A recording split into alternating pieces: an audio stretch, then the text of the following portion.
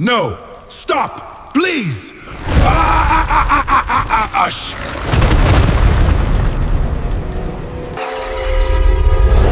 Nobody in the village of Obodo spoke loudly when the moon was full. On those nights, doors were locked early, fires were kept small, and children were warned never to answer voices coming from the forest. The old people said something ancient lived beyond the black trees. Something that watched. Something that remembered. But the most feared warning of all was about the spirit animal. No hunter must ever touch it, the elders always said. The day its blood touches the earth, death will follow. Many people laughed at the story in secret, but nobody was brave enough to test it. Until Ekon came. Ekon was the strongest hunter in the village. Tall, fearless and proud. He hunted leopards with a spear and walked through the forest at night without trembling. People respected him, but some feared him because he believed no spirit was greater than a man. One dry season, hunger entered Obodo like a curse. The rivers became smaller. Traps stayed empty. Crops died slowly under the burning sun. Children cried from hunger at night, and even the elders began to lose hope. One evening, the hunters gathered under the old baobab tree with empty hands again. "There is no more game," one hunter said weakly. "The forest has closed itself against us," another whispered. But Ekon stood up and spat into the dust. "The forest is not cursed," he said. "Men have simply become cowards." An old man named Nwari looked at him carefully. "Be careful with your mouth," the elder warned. "The spirit animal protects the balance between the living and the unseen." Ekon laughed. "I have hunted all my life and never seen any spirit." The old man leaned closer. "You will not say that if your eyes meet it." The fire suddenly cracked loudly, making everyone jump. For the first time that night, silence swallowed the gathering. Then Nwari spoke softly. "It appears only when the forest is angry. A creature with silver eyes and black fur darker than midnight. Half antelope. Half shadow. It is not flesh like ordinary animals." Ekon shook his head. Stories for frightened children. But deep inside him, something had already awakened. Curiosity. The next morning, before sunrise, Ekon entered the forbidden forest alone. The deeper he walked, the stranger the forest became. No birds sang. No insects moved. Even the wind seemed afraid. Hours passed. Then suddenly, Ekon saw footprints near a stream. Fresh. Not human. His heart beat faster. He followed them quietly through thick trees until he reached a clearing. And there it stood. The spirit animal. Its body looked like a giant antelope, but its skin moved like smoke in darkness. Long curved horns rose above its head like twisted branches. Its silver eyes glowed softly, not with anger, but with sadness. The creature stared directly at Ekon. The hunter froze. For the first time in his life, fear touched his heart. The animal did not run. It simply watched him. Then it turned slowly and began walking away into the trees. Ekon remembered the words of the elders. "Do not touch it." But pride is a dangerous thing. If he returned with proof, the village would praise him forever. No one would call him a liar again. He lifted his spear. For one moment, the forest became completely silent. Even the air stopped moving. Then Ekon threw the spear. The weapon flew through the air and pierced the creature's side. The spirit animal let out a terrible cry that sounded almost human.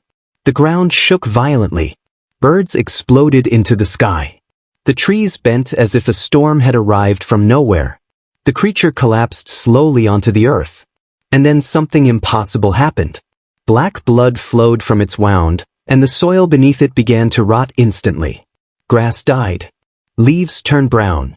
The stream nearby darkened like ink. Ekon stepped backward in horror. The silver eyes of the creature slowly lifted toward him one last time. Not angry. Not violent. Only disappointed. Then it died. At once, a freezing wind rushed through the forest. A whisper filled the air. "You have broken the balance."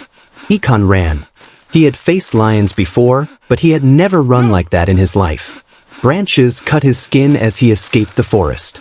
When he reached the village at sunset, people gathered around him immediately. "What happened? No! Why do you look like death?" Ekon tried to speak bravely. I killed it. The entire village became silent. Even children stopped crying. Old Mori slowly stood up. You fool, he whispered. That night, the dogs howled until morning. 3 people died before sunrise. No sickness. No wounds. They simply stopped breathing in their sleep. The next day, the river turned black. Fish floated dead on the surface. Then the nightmares began. People woke screaming at night, claiming they saw silver eyes watching them through windows. Children disappeared near the forest edge. Goats were found torn apart without blood. And every full moon, strange footprints appeared around the village huts. Fear swallowed Obodo. The villagers blamed Ekon. You brought this curse. You killed the guardian. Even Ekon himself began changing. He stopped sleeping. His eyes became red and hollow. Sometimes he heard whispers calling his name from deep inside the forest. At night, he saw the spirit animal standing outside his hut, staring silently at him. But when he looked carefully, nothing was there. Days passed. The deaths continued. Finally, Ekon went to old Mori. Tell me how to stop this, he begged. The old man looked at him sadly. You cannot kill what guards the balance between worlds and expect peace. There must be a way. Mori remained silent for a long time. Then he spoke. The forest demands a life in exchange for the one you took. Ekon's face turned pale. This mine. The old man lowered his eyes. The curse follows the killer. That night, Ekon sat alone beside a weak fire. For the first time in his life, he understood fear completely. Not fear of animals. Not fear of death. But fear of regret. He remembered the spirit animal's eyes. It had not attacked him. It had not threatened him. Yet he killed it anyway. Because of pride. Because he wanted glory. Near midnight, the whispers returned. Come back. The wind outside his hut became violent. Then he heard footsteps. Slow, heavy, circling his home. Ekon grabbed his spear with shaking hands and stepped outside. The village was empty. But at the edge of the darkness stood the spirit animal. Alive. Its silver eyes glowed brighter than before. Blood still flowed from the wound in its side. Ekon stumbled backward. No. The creature turned toward the forest.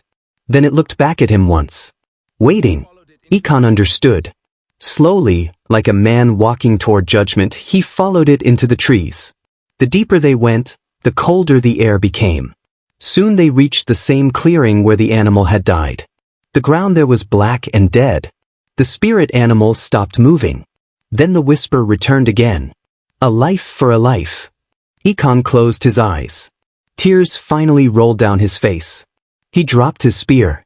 I understand now, he whispered. The forest became silent. Then suddenly, roots burst from the earth and wrapped around his legs. Ekon did not fight.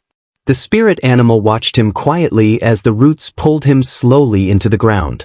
The hunter screamed once. Then the forest swallowed him completely. At once, the wind stopped. The darkness lifted. Far away, birds began singing again. The river slowly returned to normal.